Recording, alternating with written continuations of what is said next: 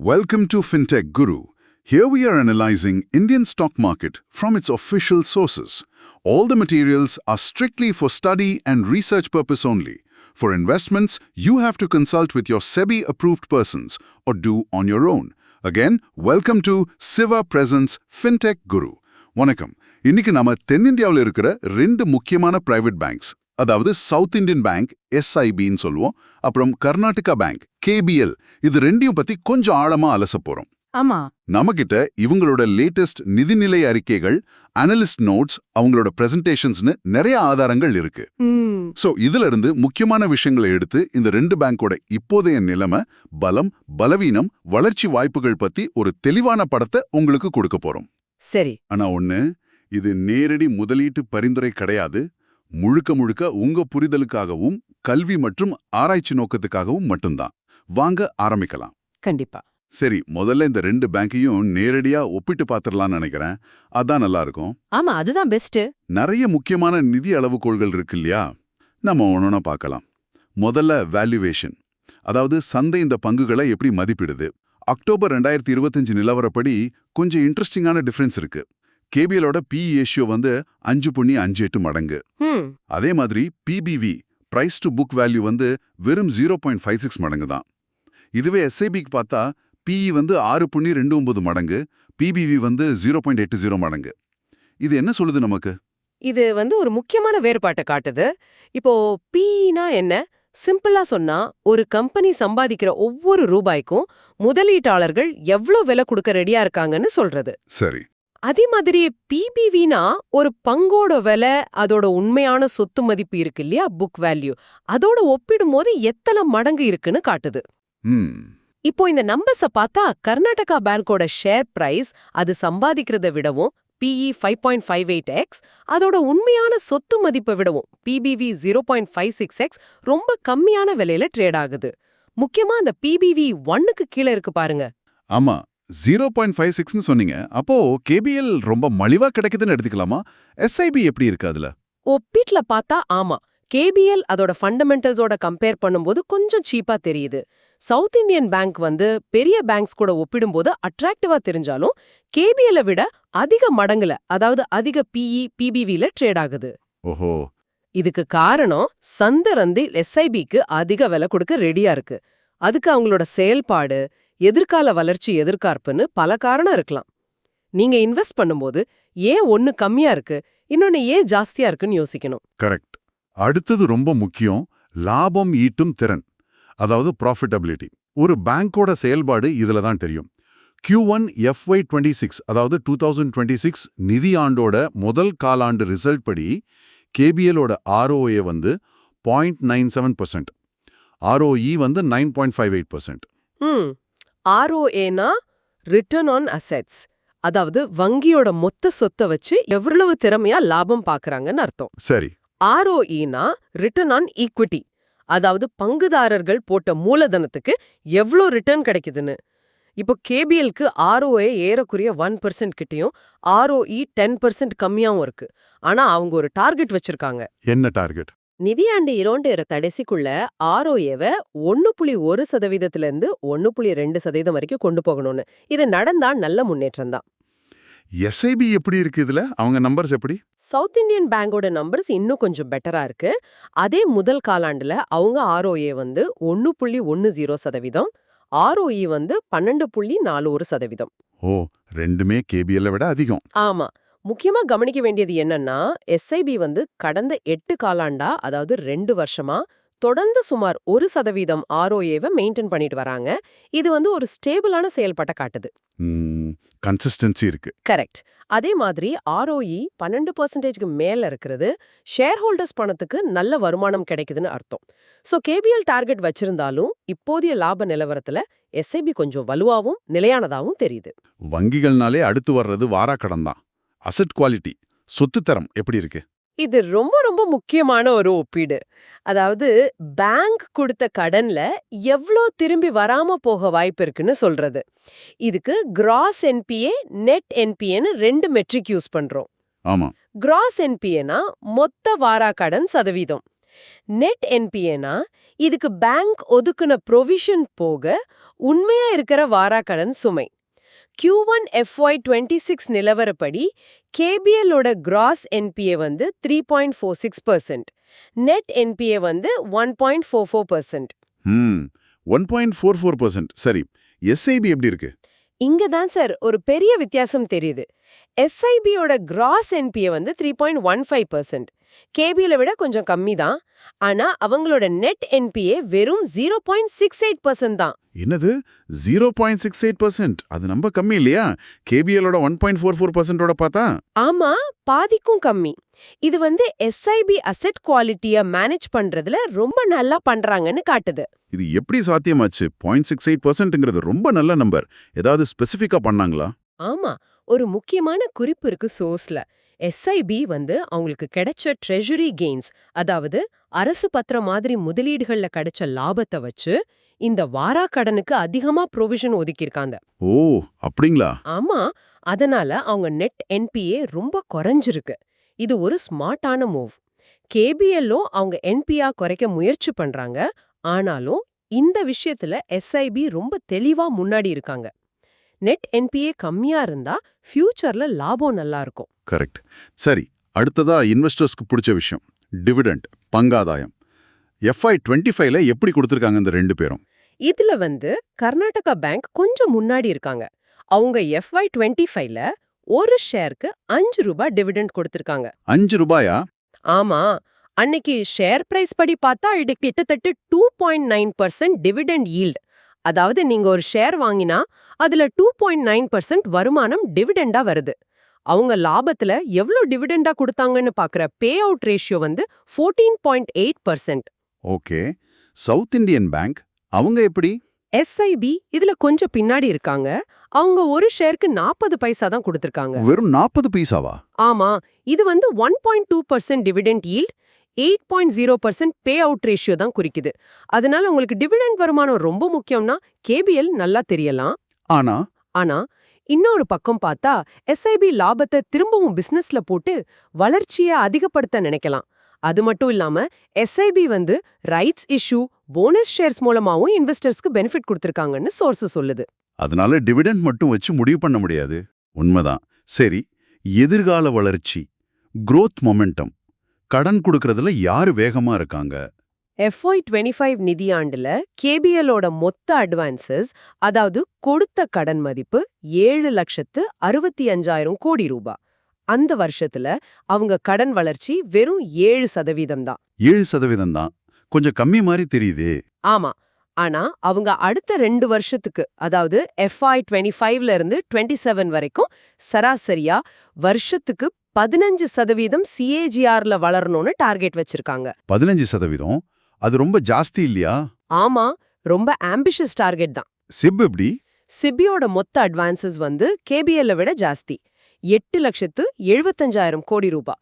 அவங்களோட FY25 கடன் வளர்ச்சி சுமார் 10%. இது கேபிஎல்ல விட பெட்டர். அடுத்த 2 வருஷத்துக்கான எதிர்பார்க்கிற CAGR வந்து சுமார் 12%. சோ சிபியோட கடன் பேஸ் பெருசு. போன வருஷம் வளர்ச்சி பரவாயில்ல, ஆனா ஃபியூச்சர் growth டார்கெட் கேபிஎல்ல விட கொஞ்சம் கம்மியா இருக்கு. அப்போ கேபிஎலோட அந்த 15% டார்கெட். அதுக்கு காரணம் அவங்க நிர்வாகத்துல நடந்த மாற்றங்களா இருக்கலாம். அந்த மாற்றங்களுக்கு அப்புறம் வேகமா வளரணும்னு நினைக்கிறாங்க போல. ஆனா அந்த 15% எப்படி அடையறாங்கன்னு பார்க்கணும். நீங்க கவனிக்க வேண்டிய விஷயம் அது. நீங்களே சொல்லிட்டீங்க கேபிஎல்ல நிர்வாக மாற்றங்கள் நடந்திருக்குன்னு. மேனேஜ்மெண்ட் அண்ட் ஸ்ட்ரக்சர் பத்தி கொஞ்சம் சொல்லுங்களேன். இது ரொம்ப முக்கியம் இல்லையா? ஆமா, ரொம்ப முக்கியம். கர்நாடகா பேங்க்ல கடந்த 2 வருஷத்துல பெரிய அளவுல நிர்வாக மாற்றம் நடந்திருக்கு. CEO, CFO, CIO மாதிரி டாப் போஸ்டிங்ல எல்லாம் புதுசா ஆள் போட்டிருக்காங்க. ஓ, இது வந்து பேங்கோட செயல்பாட்டு முறை, ஸ்ட்ராட்டஜில எல்லாம் மாற்றத்தை கொண்டு வரலாம். இது ஒரு பெரிய கட்டமைப்பு மாற்றம். இங்க இன்னொன்னு நோட் பண்ணணும், கேபிஎல்லுக்குன்னு தனியா ஒரு பெரிய ப்ரொமோட்டர் குரூப் கிடையாது. ஷேர்ஸ் பரவலா இருக்கு அப்படியா? ஆமா, எஸ்ஐபிக்கும் அதே நிலைமை தான். தனியா ப்ரொமோட்டர் இல்ல. ஆனா எஸ்ஐபில நிர்வாகம் எப்படி இருக்கு? பேங்க் வந்து ஒரு ரெக்கவரி ஸ்டேஜ்ல இல்ல, ஒரு ரீனியூவல் ஸ்டேஜ்ல இருக்குன்னு. அதாவது புதுப்பித்தல் நிலை. அது ஒரு பாசிட்டிவான அவுட்லுக் மாதிரி தெரியுது. ஆமா. அப்போ கேபிஎலோட மாற்றங்களால ஏதாவது ரிஸ்க் இருக்கா? நிச்சயமா. பெரிய மேனேஜ்மெண்ட் சேஞ்ச் நடக்கும்போது ஒரு டிரான்சிஷன் ரிஸ்க்னு சொல்லுவோம். அது கண்டிப்பா இருக்கும். புது மேனேஜ்மெண்ட் எப்படி கொண்டு போறாங்க, பழைய திட்டங்கள் என்ன ஆகும், புது திசை வெற்றியா இருக்குமான்னு கேள்விகள் இருக்கும். இத முதலீட்டாளர்கள் பார்க்கணும். எஸ்பிக்கு அந்த ஸ்டேபிள் மேனேஜ்மெண்ட் ஒரு ப்ளஸ் பாயிண்ட். சரி, கடைசியா இந்த ஒப்பீட்ல ஸ்டாக் பெர்ஃபார்மன்ஸ், பங்கு செயல்பாடு கடந்த காலத்துல எப்படி பண்ணிருக்கு? ஆமா, பாஸ்ட் பெர்ஃபார்மன்ஸ் ஃபியூச்சருக்கு கேரண்டி இல்லைனாலும் அது சந்தையோட கருத்தை கொஞ்சம் காட்டும். மார்ச் 2025 நிலவரப்படி கடந்த ஒரு வருஷத்துல கேபிஎல் ஷேர் பிரைஸ் 24.51% இறங்கியிருக்கு. -24%. அது கொஞ்சம் கவலைக்குரியது தான். ஆமா, இன்வெஸ்டர்ஸ்க்கு ஏமாற்றம் தான். ஆனா அதே பீரியட்ல South Indian Bank share price 29.50% ஏறி இருக்கு. +29.50%. நல்ல ஏற்றம். ஆமா, இது ஒரு வருஷம் மட்டும் இல்ல.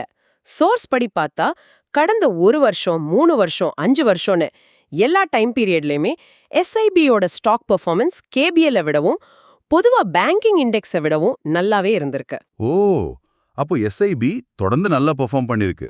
ஆமா, இது இன்வெஸ்டர்ஸோட நம்பிக்கையை காட்டுது. அருமையான ஒப்பீடு, ரொம்ப கிளியரா இருந்துச்சு. இப்போ நாம சவுத் இந்தியன் பேங்கை பத்தி இன்னும் கொஞ்சம் ஆழமா பார்க்கலாம். அவங்களோட சிறப்பம்சங்கள், ஸ்ட்ராட்டஜி என்னன்னு தெரிஞ்சுக்கலாம். ஆதாரங்கள்ல அவங்க இன்வெஸ்ட்மெண்ட் கேஸ்க்கு சில காரணங்கள் சொல்றாங்க. முக்கியமா digital, asset quality improvement, portfolio shift இதெல்லாம். முதல்ல டிஜிட்டல் பத்தி பாப்போமா? நிச்சயமா, எஸ்ஐபி டெக்னாலஜியை ரொம்ப நல்லா யூஸ் பண்றாங்க. அவங்களோட 98% டிரான்சாக்ஷன் டிஜிட்டல்ல தான் நடக்குதுன்னு சொல்றாங்க. 98%? அது ரொம்ப அதிகம். ஆமா, மிக மிக அதிகம். இந்த டிஜிட்டல் ஃபர்ஸ்ட் அப்ரோச்னால அவங்களுக்கு அதிக செலவு பிடிக்கிற பிரான்ச் நெட்வொர்க் தேவை கம்மியாகுது, ஆபரேஷனல் எஃபிஷியன்சி அதிகமாகுது. செலவு குறையும். கரெக்ட். அது போக எஸ்ஐபி மிரர் பிளஸ் மாதிரி ஆப்ஸ், வீடியோ கேவைசி, நெட் பேங்கிங்னு நிறைய டிஜிட்டல் முயற்சிகள் எடுத்திருக்காங்க. இது கஸ்டமர் எக்ஸ்பீரியன்ஸையும் நல்லாக்குது, செலவையும் குறைக்குது. இது அவங்களுக்கு ஒரு பெரிய பலம்னே சொல்லலாம். டிஜிட்டல் தவிர சொத்து தர மேம்பாடு பத்தியும் முன்னாடி பேசணும். நெட் என்பிஏ வெறும் 0.68% சொன்னீங்க. இது எப்படி தொடர்ந்து செய்றாங்க? அவங்க பழைய வாராக்கடன் சுமை, அந்த லெகசி போர்ட்ஃபோலியோவை குறைக்க ரொம்ப சீரியஸா வேலை செஞ்சுட்டு வராங்க. வாராக்கடனை வசூல் பண்றதுல, அதாவது கலெக்ஷன் அண்ட் ரிகவரியில நல்லா பண்றாங்க. அதுக்கு என்கலெக்ட் சிஸ்டம் மாதிரி டெக்னாலஜியும் யூஸ் பண்றாங்க. ஓ, டெக்னாலஜி இதுலயும் உதவுதா? ஆமா, இதனால அவங்க கிராஸ் என்பிஏ, நெட் என்பிஏ ரெண்டையுமே ஸ்டெடியா குறைக்க முடியுது. இந்த குறைவான என்பிஏ ஃபியூச்சர்ல நல்ல லாபம் வர்றதுக்கு ஒரு நல்ல அறிகுறி. இன்வெஸ்டர்ஸ்க்கு இது ஒரு நம்பிக்கை கொடுக்குது. அடுத்ததா ஸ்ட்ராட்டஜிக் போர்ட்ஃபோலியோ ஷிஃப்ட்னு சொல்றாங்க. அதாவது அவங்க கடன் கொடுக்கிற விதத்தை மாத்துறாங்கன்னு தெரியுது. அது என்ன விஷயம்? இது ஒரு முக்கியமான ஸ்ட்ராட்டஜி சேஞ்ச். முன்னாடி எஸ்ஐபி பெரிய கார்ப்பரேட் கம்பெனிங்களுக்கு நிறைய லோன் கொடுத்துட்டு இருந்தாங்க. அதுல லாப வரம்பு, அதாவது ஈல் கொஞ்சம் கம்மியா இருக்கலாம், சில சமயம் ரிஸ்க்கும் ஜாஸ்தி. ஆமா, பெருசா ரிஸ்க் வரும். இப்போ அவங்க கவனம் எங்க போகுதுன்னா, அதிக லாபம் தரக்கூடிய எம்எஸ்எம்இ, அதாவது சிறு குறு தொழில் கடன்கள், அப்புறம் ரீட்டெயில் லோன்ஸ் பக்கம் திரும்புது. ரீட்டெயில்னா தனிநபர்களுக்கான home loan, car loan, gold loan இதெல்லாம். ஓ, அப்போ கார்ப்பரேட்ல இருந்து ரீட்டெயில் எம்எஸ்எம்இ பக்கம் போறாங்க. ஆமா, மார்ச் 2025 நிலவரப்படி அவங்க எம்எஸ்எம்இ லோன் புக் மட்டுமே சுமார் 9,700 கோடி ரூபாய் இருக்கு. இந்த மாற்றத்தோட நோக்கம் என்ன? ஏன் அப்படி மாத்துறாங்க? சிம்பிள், பேங்கோட ஒட்டுமொத்த லாபத்தை அதிகப்படுத்தணும். ரீட்டெயில் எம்எஸ்எம்இ லோன்ல பொதுவா வட்டி வருமானம், அதாவது நெட் இன்ட்ரெஸ்ட் மார்ஜின் அதிகமா இருக்கும். அதனால லோன் மிக்ஸ இப்படி மாத்துறது மூலமா வங்கியோட ஆர்ஓஏ, ஆர்ஓஇ மாதிரி லாப அளவீடுகளை நல்லா கொண்டு வர முடியும்னு நினைக்கிறாங்க. இத ஒரு நீண்ட கால நோக்குல செய்யற மாற்றம். அப்போ இதெல்லாம் வச்சு பார்க்கும்போது எஸ்ஐபியோட ஃபியூச்சர் growth பொட்டென்ஷியல் எப்படி இருக்கு? வளர்ச்சி வாய்ப்புகள். நிறைய அனலிஸ்ட்ஸ் எஸ்ஐபிய மீடியம் டு லாங் டேர்ம் இன்வெஸ்டர்ஸ்க்கு ஒரு நல்ல வாய்ப்பா பாக்குறாங்க. 2 முக்கிய காரணம். ஒன்னு, நம்ம இப்ப பேசிட்டு இருந்த இந்த digital, asset quality, portfolio shift மாதிரி ஸ்ட்ராட்டஜிஸ். சரி, இன்னொன்னு இன்னொன்னு சிப்பியோட இப்போதைய சைஸ். பெரிய பேங்க்ஸ் கூட ஒப்பிடும்போது சிப்பி இன்னும் ஒரு மீடியம் சைஸ் பேங்க் தான். அதனால பெர்சன்டேஜ்ல பார்க்கும்போது அவங்களுக்கு வளர இன்னும் நிறைய இடம் இருக்கு. ஹையர் பெர்சன்டேஜ் growthக்கு வாய்ப்பு இருக்கு. சிஇஓ சொன்ன மாதிரி இது ஒரு ரினியூவல் ஃபேஸ். புதுசா வேற ஏதாவது வளர்ச்சி முயற்சிகள் பண்றாங்களா? பண்றாங்க. அவங்க சில ஃபின்டெக் கம்பெனிஸ், என்பிஎஃப்சிஸ் கூட சேர்ந்து கடன் கொடுக்கிற ஒப்பந்தம், அதாவது கோ-லெண்டிங் பார்ட்னர்ஷிப்ஸ் போட்டிருக்காங்க. உதாரணத்துக்கு ஃபெட்ஃபினா, ருபீக், நார்தர்ன் ஆர்க் மாதிரி கம்பெனிஸ். ஓ, கோலெண்டிங். அதனால என்ன நன்மை? இது மூலமா சிப்பிக்கு பிரான்ச் இல்லாத இடத்துல கூட இந்த பார்ட்னர்ஸ் மூலமா கஸ்டமர்ஸ்க்கு லோன் கொடுக்க முடியும். இது அவங்களோட ரீச், அதாவது சந்தையை சென்றடையும் திறனை அதிகப்படுத்தும். இதுவும் வளர்ச்சிக்கு ஒரு முக்கியமான விஷயமா இருக்கும். இப்ப கர்நாடகா பேங்கோட இதை ஒப்பிட்டா அவங்க கிட்டயும் இதே மாதிரி ஸ்ட்ராட்டஜி இருக்கா? கர்நாடகா பேங்க்கும் கண்டிப்பா டிஜிட்டல்ல கவனம் செலுத்துறாங்க. அவங்களுக்கும் ரீட்டெயில், எம்எஸ்எம்இ முக்கியம்தான்.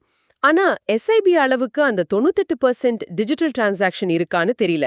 அசெட் குவாலிட்டிலையும் எஸ்ஐபி தெளிவா முன்னாடி இருக்காங்க. கேபிஎலோட பெரிய சவால், அதே சமயம் வாய்ப்புன்னு பார்த்தா அது அவங்களோட புது மேனேஜ்மெண்ட் தான். ஆமாம், அத பத்தி பேசணும். அந்த புது டீம் எப்படி இந்த ஸ்ட்ராட்டஜியை செயல்படுத்துறாங்க, அந்த 15% growth டார்கெட்டை எப்படி அடைய போறாங்கன்றத பொறுத்து தான் அவங்களோட ஃபியூச்சர் இருக்கும். எஸ்ஐபிக்கு இப்ப இருக்கிற பலம் stable management, proven track record. கேபிஎல்க்கு இருக்கிற வாய்ப்பு ஒரு ஃப்ரெஷ் ஸ்டார்ட், அப்புறம் அந்த குறைவான வேல்யூவேஷன். ரொம்ப தெளிவா புரிய வச்சிங்க. சவுத் இந்தியன் வங்கி மற்றும் கர்நாடகா வங்கியின் இந்த விரிவான அலசல்ல எங்க கூட இருந்தவங்களுக்கு நன்றி. சுருக்கமா ஒரு ரீகேப் பண்ணணும்னா, இந்த 2 பேங்க்குமே அவங்களோட தனி வழியில போயிட்டு இருக்காங்க. கேபிஎல் அதோட வேல்யூவேஷன், டிவிடெண்ட் இதுல கொஞ்சம் அட்ராக்டிவா தெரியலாம். ஆனா புது மேனேஜ்மெண்ட் கீழ ஒரு டிரான்சிஷன் ஃபேஸ்ல இருக்கு. அதோட வெற்றி இனிமேல் தான் தெரியும். ம். இன்னொரு பக்கம் எஸ்ஐபி ஸ்டேபிள் மேனேஜ்மெண்ட், சூப்பரால அசெட் குவாலிட்டி, நல்ல ஆர்ஓஇ, டிஜிட்டல்ல ஒரு தெளிவான முன்னணியோட இருக்கு. ஆனா அதோட வேல்யூவேஷன் கேபிஎல்லை விட கொஞ்சம் அதிகம். நீங்க எந்த முதலீட்டு முடிவு எடுக்கிறதுக்கு முன்னாடியும் உங்க செபி ரெஜிஸ்டர்டு நிதி ஆலோசகரை கன்சல்ட் பண்றது ரொம்ப ரொம்ப முக்கியம்னு திரும்பவும் சொல்றோம். இங்க நாங்க பேசினது எல்லாமே கல்வி மற்றும் ஆராய்ச்சி நோக்கத்துக்காக மட்டும்தான். ஆமா, கண்டிப்பா. எங்களுடைய இந்த அலசல் உங்களுக்கு பயனுள்ளதா இருந்திருக்கும்னு நம்புறோம். இப்போ உங்களுக்காக ஒரு கேள்வி.